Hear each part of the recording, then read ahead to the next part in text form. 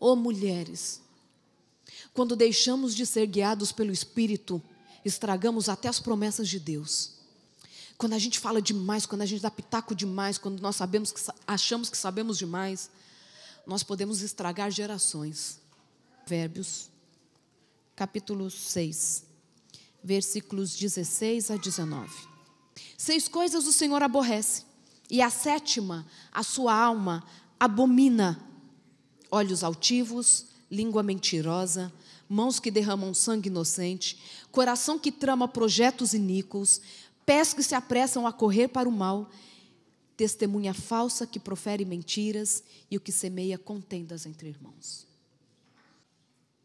Deus, a alma de Deus, abomina mentira e aquele que levanta contenda entre os irmãos. Se tem uma coisa que destrói relacionamentos, se tem algo que corrói corações, que faz uma igreja declinar, uma sociedade ser totalmente arruinada, não é as nossas dificuldades gerais, a minha falta de habilidades, ou a minha falta de entendimento, de sabedoria, de estudo, de dinheiro. Mas é o que eu faço com a minha língua. Quando eu levanto contenda contra o meu irmão, a alma de Deus abomina. Porque nós temos prazer na mentira e na fofoca. Quantas vezes estamos dizendo ser quem não somos?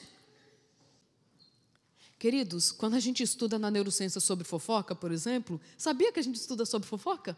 Tem toda uma linha de pesquisa sobre fofoca. E o que ela causa no nosso cérebro, quais são as regiões do cérebro que são ativadas, e alguns estudos são muito interessantes. E aí, foi apresentado para este grupo de voluntários 3 tipos de notícias, sobre 3 tipos de pessoas. Primeiro, sobre eles mesmos, falando coisas positivas sobre o voluntário, coisas negativas sobre o voluntário, comentários negativos e positivos também de celebridades e dos seus melhores amigos, ok? Então, eram 3 grupos, de 3 grupos que eles recebiam informações. Quando aquela pessoa escutava comentários positivos sobre ela mesma, era o córtex pré-frontal orbital que era ativado, mais ativado. E essa pessoa ficava extremamente feliz. Quando escutamos coisas positivas sobre nós, isso faz bem para o nosso cérebro. E ficamos extremamente felizes. Só que quando também escutavam coisas positivas sobre celebridades e sobre seus amigos, não ativava tanto assim o córtex pré-frontal orbital. Mas quando escutava sobre si mesmo, uau! Eles ficavam extremamente felizes. Agora, quando as notícias eram negativas sobre celebridades, eles ficavam muito felizes. Mas muito felizes. E todo o sistema de recompensa era super ativado. E quanto mais grave era a notícia, mais feliz o indivíduo ficava. Mais essa região ficava ativada. Quando a notícia ruim era do seu amigo, ele ficava só um pouquinho triste, do seu melhor amigo.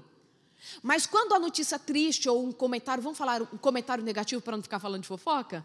Um comentário negativo sobre ele mesmo, uma outra região do cérebro, também do córtex pré-frontal, só que agora o medial, ele era também ativado. E essa região também ativada quando acontece uma transgressão moral, ou seja, afeta princípio. Quando alguém fala mal da gente, os nossos princípios são feridos. Mas ficamos extremamente felizes quando escutamos falar mal dos outros. É neurológico. Num outro estudo, eles queriam ver qual era o impacto visual de uma fofoca. Então, eles fizeram o teste do paradigma de rivalidade binocular, que é quando você coloca uma imagem para cada olho enxergar, entendeu? E essas 2 imagens vão lutar pela prevalência da atenção. Então, para um olho era apresentado, por exemplo, um comentário negativo, para o outro olho um comentário positivo ou um comentário neutro, ok? E as imagens iam trocando. Foi possível observar que o olhar se prendia mais para comentário negativo do que comentário positivo sobre os outros.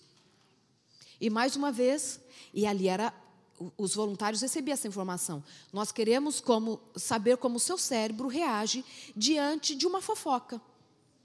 Aparentemente, quando você olhava para os voluntários, ele, quando via um comentário negativo, uma notícia ruim de uma celebridade, a aparência dele era assim: ó, que pena, que triste, puxa, aconteceu isso, fulaninha separou, ciclaninho traiu. A aparência era de constrição, de piedade, mas lá no cérebro, sistema de recompensa mostrava que ele estava se divertindo muito. Quanto pior era a notícia, mais ele estava se divertindo. O cérebro estava em festa com a notícia e querendo mais. Mas é tão interessante que quando o sistema de recompensa ele é ativado durante a fofoca, a gente gera um princípio do vício. Fofoca vicia. É verdade, né? Fofoca vicia, contamina. E você não consegue ser feliz se você não estiver fofocando. E tem gente que até inventa, né? Os nossos comentários, eles precisam ser para construir e jamais para destruir. Deus não pode atuar no meio de um povo que na sua boca ache dolo. Deus não pode transformar a minha vida enquanto eu achar que eu sou melhor que o outro. Quando estamos falando dos outros, estamos querendo desviar os olhares para os nossos próprios defeitos.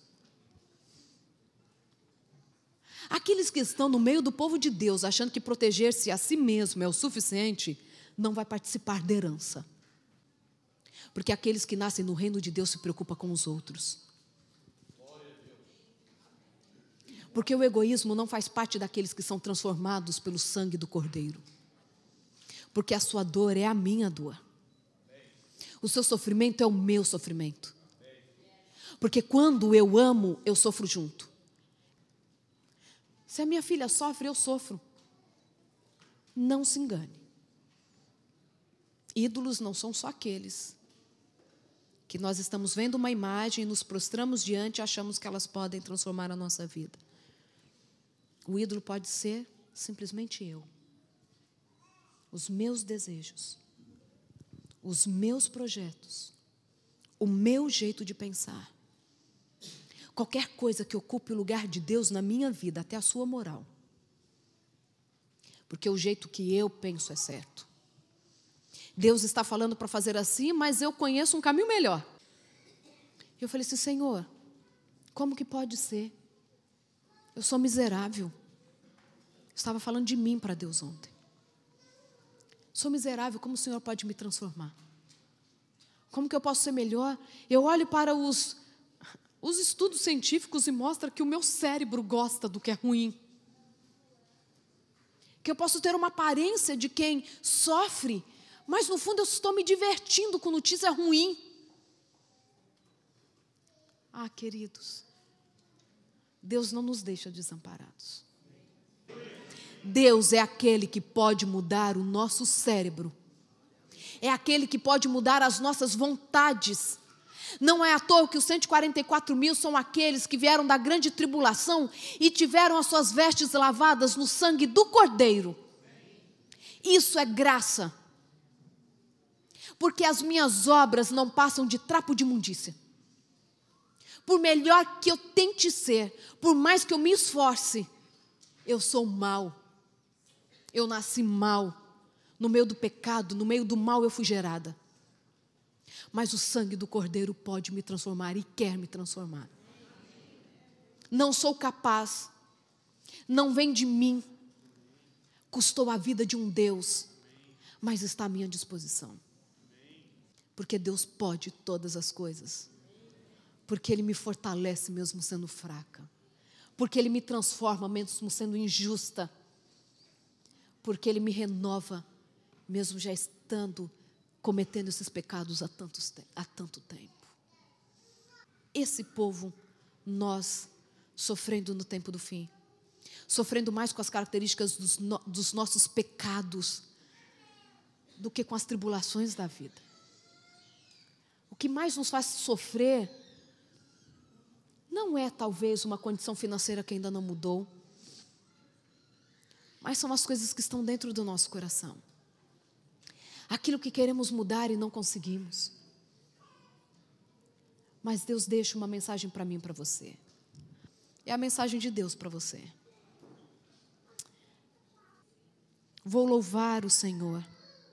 Ele olhou para mim e me concedeu boa sorte. Estou feliz porque a minha luta, Deus está me fazendo esquecer. Deus ouve-me e se juntou a mim. Ele comprou-me uma habitação e Ele me escolheu como filho da sua mão direita. Que qualquer um de nós pode participar dessa bênção. Desde que reconheçamos que somos trapos de imundícia e dependemos de um Deus que nos purifica com seu próprio sangue, que nos livra de nós mesmos. Porque a nossa luta não é contra a carne. A nossa luta é contra o Espírito.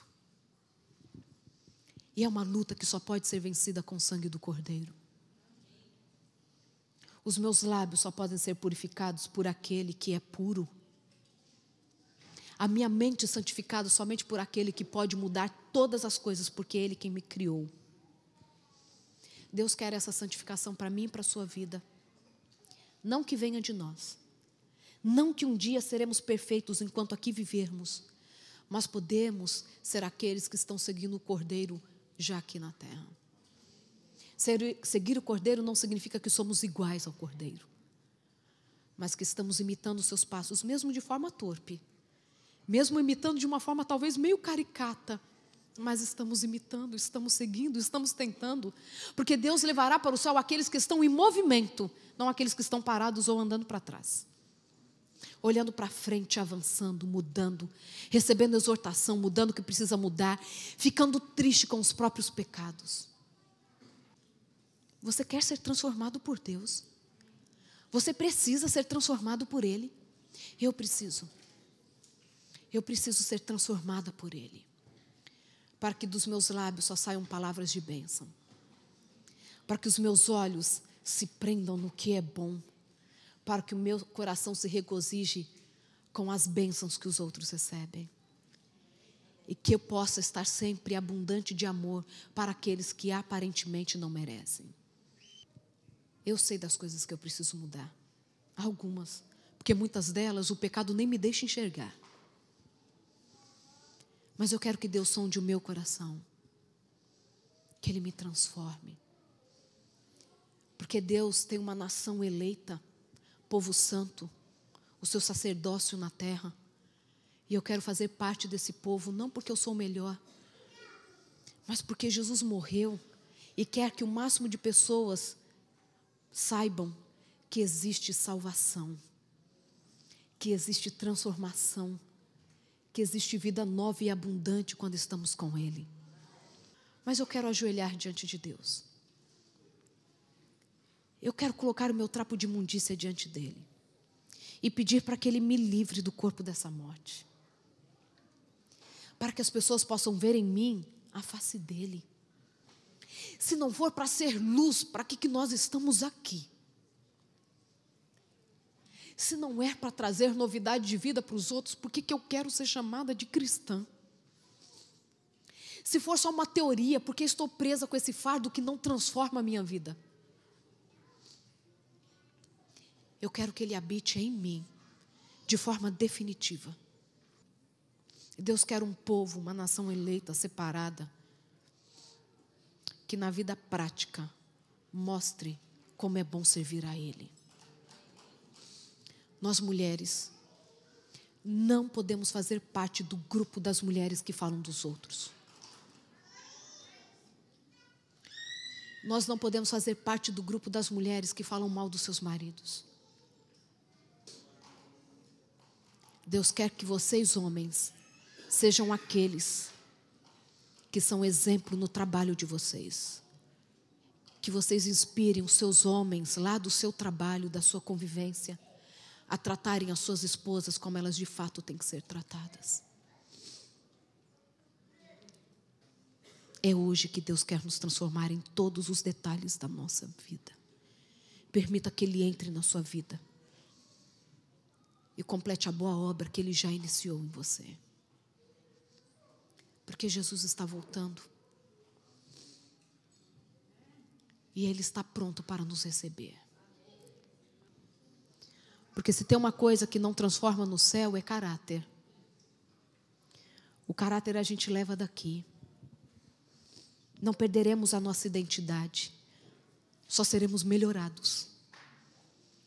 O que você quer levar para o céu das suas características? As suas características te levarão para o céu. Você precisa submeter todas elas ao poder transformador de Cristo Jesus.